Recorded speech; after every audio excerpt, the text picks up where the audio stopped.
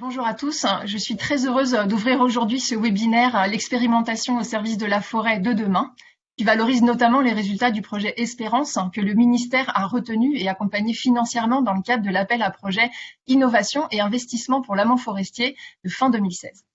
L'adaptation des forêts au changement climatique était une préoccupation prégnante à l'époque et cette actualité n'a fait que se renforcer depuis, notamment avec les épisodes de sécheresse des 3 dernières années qui ont conduit à des dépérissements importants sur certaines essences, dont la crise des scolites qui touche fortement le grand quart nord-est de la France est l'une des manifestations. En 2020, les acteurs de la filière forêt-bois ont remis au ministre en charge des forêts, M. Julien Denormandie, leur feuille de route pour l'adaptation des forêts au changement climatique.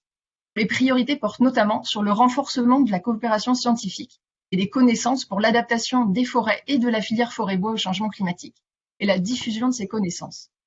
Ce webinaire s'inscrit pleinement dans le cadre de ces priorités. Le ministre Julien Denormandie a également souhaité que, dans le cadre du plan France Relance, des moyens exceptionnels, une enveloppe de 200 millions d'euros, soient mobilisés pour accompagner l'adaptation de nos forêts au changement climatique, notamment pour leur renouvellement et le renforcement de leur résilience.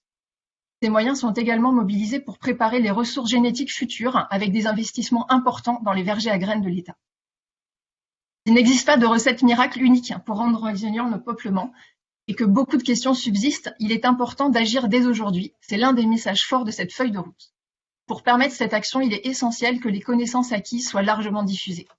Cela a été l'objet du webinaire organisé avec succès en mars dernier par le CNPF sur la mise en œuvre du plan de relance en forêt privée qui a été une véritable mine d'informations sur les différents outils à la disposition des propriétaires et des gestionnaires.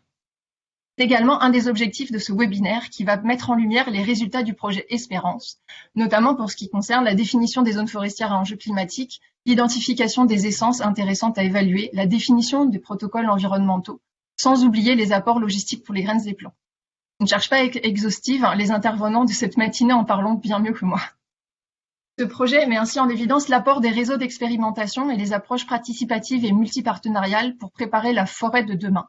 C'est un défi que nous avons collectivement à relever. Je tiens à remercier tous les partenaires pour leur engagement et le travail réalisé dans le cadre de ce projet.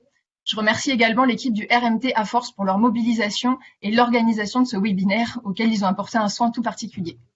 Je souhaite saisir également cette occasion pour saluer plus largement le travail qu'ils réalisent sous la coordination du CNPF en lien avec leurs partenaires de la recherche et du développement. Face à ce défi du changement climatique, il est en effet essentiel d'unir les forces, d'articuler les travaux des différentes équipes et de partager les expériences. Je conclurai enfin en vous souhaitant à tous une excellente matinée de webinaire et de très fructueux échanges. Merci à tous.